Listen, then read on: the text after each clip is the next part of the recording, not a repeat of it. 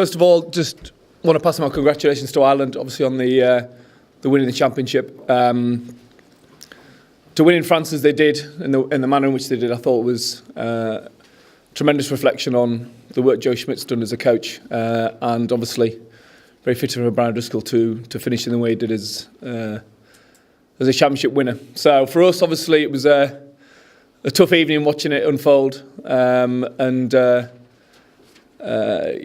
ultimately you look back at the games and what we could have done differently, but overall the positives are there for everyone to see. I think in our performances, 14 tries over the tournament, 7 against Italy away, and hugely proud of the lads and what they've achieved.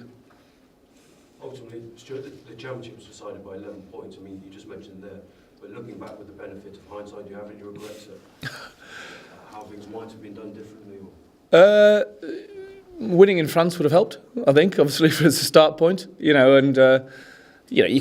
can always look back in hindsight at moments in games and decisions that you felt went against you, or opportunities that you missed, or opportunities that other people missed, or tries that were scored.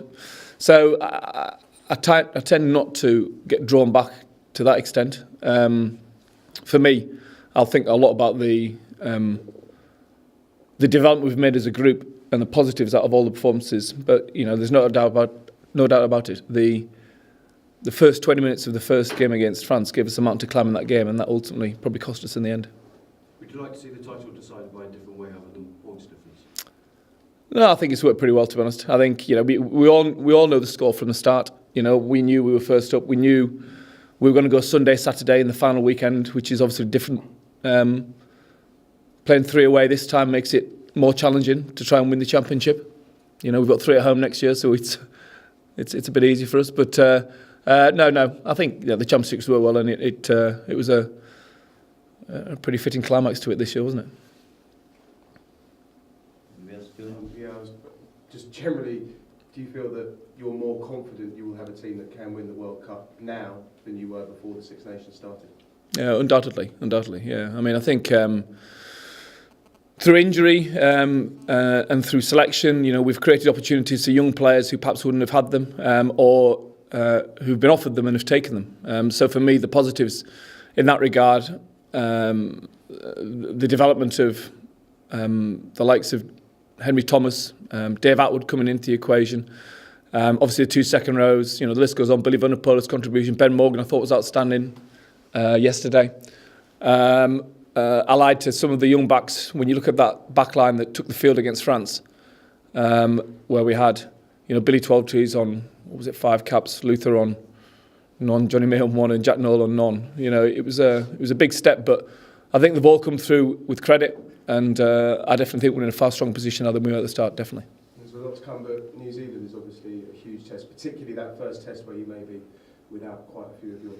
Yeah. I mean, it is going to be a huge test, and it's not just that without the players; it's the preparation time as well. I mean, I've got we'll have all eyes not just on the Premiership final, but also on the Amlin and European final the week before, because that we'll fly 2 days after that final. At the moment, we've got quite a lot of English sides in that equation, in the European, not just the European Cup, but the Amlin as well. So, we could easily be going out there without having much preparation time at all, which makes it very difficult. But ultimately, exciting challenge, because we feel we're ready for the tour. It's a good opportunity for us, and it's a exciting place to go.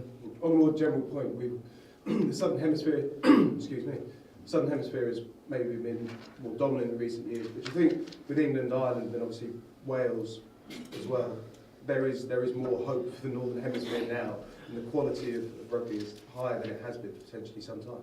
Yeah, I mean, I think the autumn internationals prove that.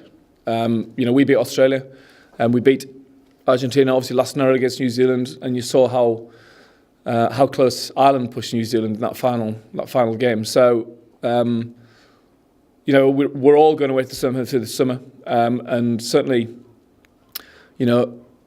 all the home unions will be wanting to test themselves against the Southern Hemisphere, because it's a big preparation in terms of that World Cup. But we'll wait and see when the time comes. But at the moment, we should all reasonably be confident, I think. There was criticism yesterday, I guess, of substitutions that was covered. Is that just something that comes with the territory of being England head coach? Is that just what you have to live with, really? I guess so. I mean, you know, there was criticism when people had suggested I should have started George Ford to give him opportunities. People then would question why you'd make a substitution, and you know, whichever way you go, you know, you do what's right for the team, you do what you believe is right for the group, and I reiterate the point I made at the press conference yesterday. All the substitutions that came on made a huge positive impact in the game, and you know, we're together as a group.